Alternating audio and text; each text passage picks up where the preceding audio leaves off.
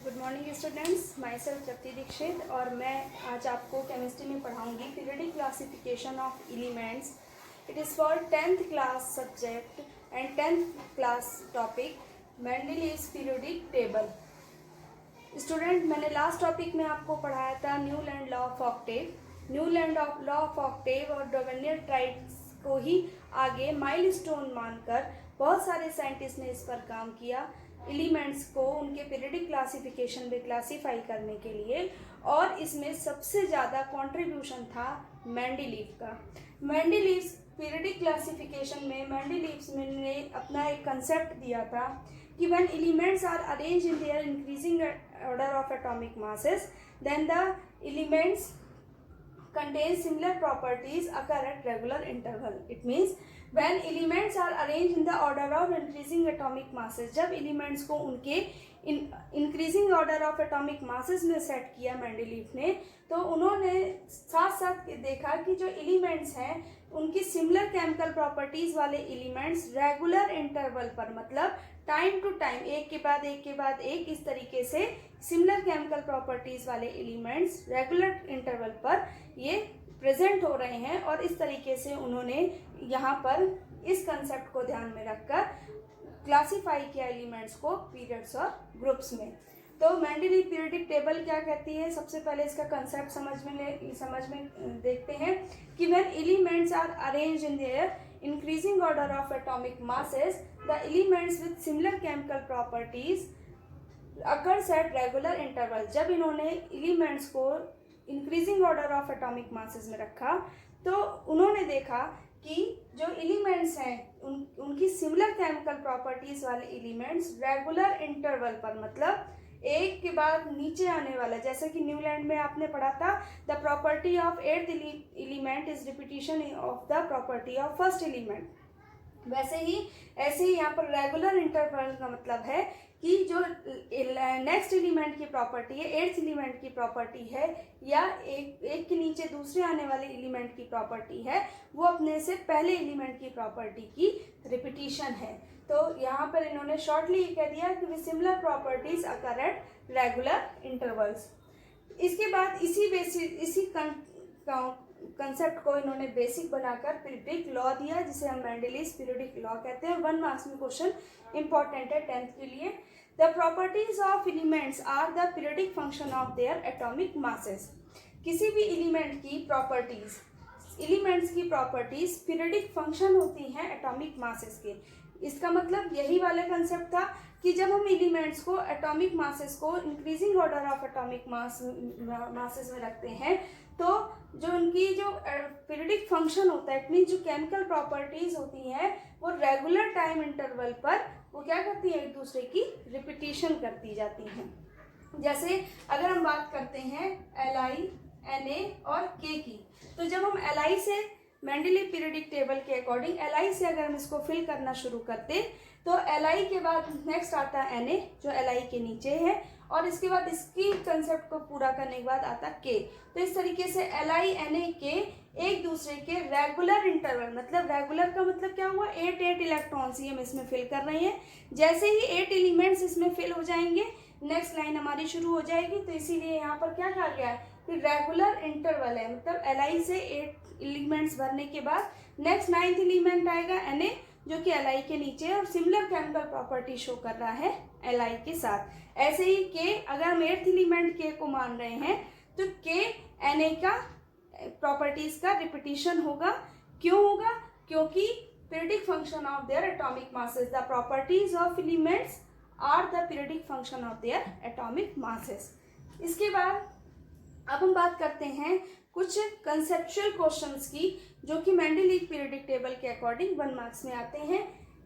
Mendeleev ने अपनी periodic table को जब बनाया तो उन्होंने उसको पीरियड्स और ग्रुप्स में डिवाइड किया। पीरियड्स का मतलब होता है हॉरिजॉन्टल रोज, हॉरिजॉन्टल रोज का मतलब लेटी हुई लाइन, और ग्रुप्स का मतलब होता है वर्टिकल रोज, वर्टिकल रोज का मतलब होता है सीधी खड़ी लाइन। ठीक है, तो जहाँ पर हॉरिजॉन्टल रोज होती हैं उन्हें हम पीरियड्स कहते हैं।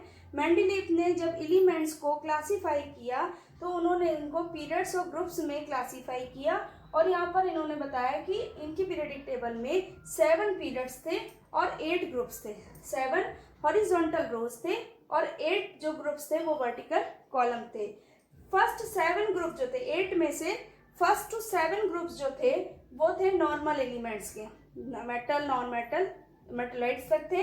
इसके बाद जो 8th ग्रुप आता था वो था transition element group. Transition element group अब तो बीच में 3 से 12 वाले में आता है, लेकिन जिस समय मेंडलीफ ने इनको क्लासिफाई किया था ट्रांजिशन ग्रुप एलिमेंट को सबसे लास्ट में 8th ग्रुप में रखा था।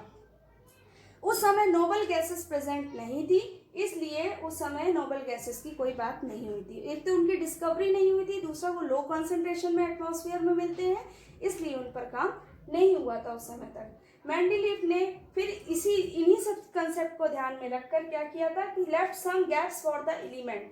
उन्होंने एलिमेंट्स के लिए, उन एलिमेंट्स के लिए उस समय गैप छोड़ दिया था एंड थॉट, और ऐसा सोचकर गैप छोड़ा था कि ये एलिमेंट्स बाद में डिस्कवर हो जाएंगे। और ये किस बेसिस पर इन्होंने किया था कि किसी भी एलिमेंट की प्रॉपर्टी को देखकर इन्होंने कहा कि इसके बाद वाला जो एलिमेंट आएगा वो उस अननोन एलिमेंट है, उसकी डिस्कवरी नहीं हुई, तो ऐसा एलिमेंट डिस्कवर हो सकता है। इस थॉट के साथ Mendeleev left some gaps for the elements not known at that time. उस समय जो नोन नहीं थे, जो डिस्कवर नहीं हुए थे एलिमेंट्स, मेंडलीफ ने उनके लिए जगह छोड़ दी थी, गैप्स छोड़ दिए थे and thought that these elements would be discovered letter. और ये सोचा कि ये एलिमेंट बाद में डिस्कवर हो जाएंगे। उन्होंने इसके साथ साथ इन अनडिस्कवर्ड एलिमेंट्स की प्रॉपर्टीज को भी प्रेडिक्ट कर दिया था। ये मेंडलीफ, इसीलिए मेंडलीफ को माइलस्टोन ऑफ पीरियडिक क्लासिफिकेशन कहते हैं, और मेंडलीफ की वजह से ही हम आज इजीली पीरियडिक क्लासिफिकेशन को, एलिमेंट्स को पढ़ते हैं। Mendeleev predicted the properties of these then unknown elements by studying the properties of neighboring element। Mendeleev ने unknown elements के neighboring elements की properties को अच्छे से स्टडी किया। स्टडी करने के बाद मेंडलीफ ने कहा कि हम उन एलिमेंट्स की प्रॉपर्टीज को डिस्कवर कर चुके हैं जो अभी अनडिस्कवर है। तो अगर इस तरीके की प्रॉपर्टी वाले एलिमेंट डिस्कवर होते तो उनके लिए प्रॉपर गैप है, आप उन प्रॉपर गैप्स में इन एलिमेंट्स को रख सकते हो। इसी के साथ साथ उन्होंने नेमिंग भी कर दी थी। He gave name for unknown elements, जो अननोन और अनडिस्कवर्ड एलिमेंट्स हैं उनको उन्होंने नाम भी दे दिया था, जैसे ए का बोरॉन, ए का सिलिकॉन, ए का एल्यूमिनियम। एका का मतलब होता है कम्स फर्स्ट, संस्कृत में एका का मतलब होता है कम्स फर्स्ट, मतलब कि इन नाम से पहले आने वाला, यानी कि बोरॉन से पहले आने वाला स्कैंडियम, सिलिकॉन बाद में इन्हीं को जब ये डिस्कवर हो गए एलिमेंट तो इनको नाम दिया गया। एका बोरॉन को दिया गया स्कैंडियम Sc, एका सिलिकॉन को नाम दिया जर्मेनियम Ge एंड एका एल्यूमिनियम को नाम दिया गैलियम Ga। तो ये थे कुछ टॉपिक्स जो आपने पढ़े मेंडलीव्स पीरियोडिक टेबल में और मेंडलीव्स पीरियोडिक लॉ। 1 मार्क्स के according Mendeleev's periodic law most important है, और इसी को एक्सप्लेन करने के लिए क्वेश्चन आता है कि explain the properties of elements are the periodic function of their atomic masses. तो हम यहाँ पर एक्सप्लेन क्या करेंगे कि एलिमेंट्स को जब हम increasing order of atomic masses में रखते हैं तो रेगुलर इंटरवल पर केमिकल प्रॉपर्टीज एक दूसरे की रिपीटिशन होती जाती हैं। इसी वजह से सेम ग्रुप में आने वाले एलिमेंट्स की केमिकल प्रॉपर्टीज सिमिलर होती है, और इसी बेसिस पर जब हम किसी भी एक ग्रुप के एक एलिमेंट की केमिकल प्रॉपर्टीज को स्टडी कर लेते हैं तो हम उसी ग्रुप में प्रेजेंट और भी जो आने वाले एलिमेंट्स हैं उनकी प्रॉपर्टीज को भी पढ़ सकते हैं, लर्न कर सकते हैं और कन्वीनियंसी के साथ लर्न कर सकते हैं। अब इसके बाद आपका नेक्स्ट टॉपिक इसी में आता है मेरिट्स एंड डिमेरिट्स। जब हम बात करते हैं मेंडलीव पीरियोडिक टेबल की मेरिट्स की तो इनके 3 मेरिट्स थे। पहला मेरिट ये कहता है कि Mendeleev periodic law predicted the existence of some elements that had not been discovered at that time. उस समय जो एलिमेंट्स डिस्कवर नहीं हुए थे मेंडलीव की पीरियोडिक लॉ से, और उस लॉ से इन्होंने क्या किया कि इनकी टेबल से ये पता चल गया कि इस तरीके के एलिमेंट्स बाद में डिस्कवर हो सकते हैं। उसी नेक्स्ट आता है his table could predict the properties of several elements. उनकी जो टेबल थी उससे प्रेडिक्ट हो सका properties of several elements on the basis of their position in the periodic table. Periodic table में अनडिस्कवर्ड एलिमेंट्स के लिए गैप्स छोड़ दिए गए थे। उन गैप्स के बेसिस पर ही अनडिस्कवर्ड एलिमेंट्स की प्रॉपर्टीज को भी इन्होंने प्रेडिक्ट किया। और नेक्स्ट आता है modern periodic table could accommodate noble gases when they were discovered.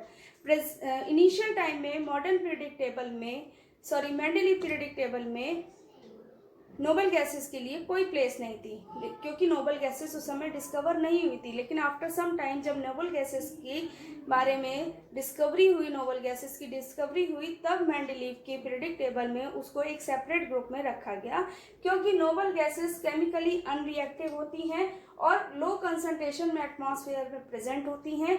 इसलिए मेंडेलीव ने गैप्स रखे, सेपरेट ग्रुप रखा नोबल गैसेस के लिए। लेकिन इनके कुछ डिमेरिट्स हैं। डिमेरिट्स क्या थी? फर्स्ट डिमेरिट थी पोजीशन ऑफ आइसोटोप। जब आपने मेंडेलीव की पीरियडिक टेबल बेस्ड थी जिस क्राइटेरिया पर, वो था कि Mendeleev arrange all the elements in their increasing atomic masses on the elements were arrange in there atomic masses. जब एलिमेंट्स को उनके बढ़ते हुए एटॉमिक मासेस में रखा गया, तो एक ही एलिमेंट के बहुत सारे मास हो सकते हैं जिन्हें हम आइसोटोप्स कहते हैं। तो फिर अगर आइसोटोप्स आपकी एलिमेंट्स में आपकी पीरियडिक टेबल में प्रेजेंट थे, तो आपने आइसोटोप्स को जगह क्यों नहीं दी, जबकि आपने एलिमेंट्स को एटॉमिक मासेस में लगाया था। सपोज आपके पास क्लोरीन के लिए आपने एक ही स्पेस दी, जबकि क्लोरीन के एटॉमिक मास होते हैं 17Cl35, 17Cl37। तो आपने इन एलिमेंट्स में इस एलिमेंट के आइसोटोप्स को प्रेजेंट क्यों नहीं किया अपने पीरियडिक टेबल में? आपको करना चाहिए था, लेकिन आप इसको एक्सप्लेन नहीं कर पाए कि आपने पोजीशन ऑफ आइसोटोप्स को क्यों इग्नोर किया, या आपने आइसोटोप्स को पोजीशन क्यों नहीं दी, जबकि आपकी पीरियडिक टेबल बेस्ड थी एलिमेंट्स के एटॉमिक मासेस पर। नेक्स्ट आता है wrong order of atomic masses of some elements could not be explain. आपने जब एलिमेंट्स को उनके increasing order of atomic masses में रखा, तो आपने कुछ एलिमेंट्स को wrong order of atomic mass में रख दिया, और आप इसको एक्सप्लेन भी नहीं कर सके, क्योंकि आपने केमिकल प्रॉपर्टीज को सिमिलर करने का क्राइटेरिया नोटिस किया, लेकिन आपने एटॉमिक मासेस को clearly increasing order of atomic mass में नहीं रखा, जो कि आपका एक डिमेरिट था। इसके बाद नेक्स्ट आता है a correct position could not assign for hydrogen element. Hydrogen element most important element है, क्योंकि हाइड्रोजन कुछ मेटल्स के साथ पॉजिटिव आयंस देता है, मेटल्स की तरह पॉजिटिव आयन देता है, तो नॉन मेटल्स की तरह नेगेटिव आयंस भी देता है। हाइड्रोजन आयनिक कंपाउंड भी बनाता है और हाइड्रोजन कोवैलेंट कंपाउंड भी बनाता है। इतनी सारी यूनिक प्रॉपर्टी होने के बाद भी आपने हाइड्रोजन की पोजीशन को असाइन नहीं किया, करेक्ट पोजीशन नहीं दी। क्यों नहीं दी? आपके अकॉर्डिंग हाइड्रोजन एल्कली मेटल्स के साथ, आपने इनको एल्कली मेटल के साथ भी रखा हाइड्रोजन को, क्योंकि आपके अकॉर्डिंग हाइड्रोजन एल्कली मेटल के साथ भी same type of same kind of elements substance या कंपाउंड्स बनाते हैं। फिर हाइड्रोजन को आपने हेलोजेंस के साथ रखा, क्योंकि हेलोजेंस के साथ ही सॉल्ट बनाता है। तो इस तरीके से आपने एक ही एलिमेंट को दो जगह पोजीशन किया, एक एल्कली मेटल्स के साथ और एक हेलोजेंस के साथ, जो कि पॉसिबल ही नहीं था, और आप इस डिफेक्ट को अपनी पीरियडिक टेबल में एक्सप्लेन नहीं कर पाए। तो these are the 3 demerits of Mendeleev's periodic table. आज का टॉपिक आपका यहीं तक था, आगे मैं आपको और भी टॉपिक्स अवेलेबल करा दूंगी, और आप अपने इस प्रिपरेशन पर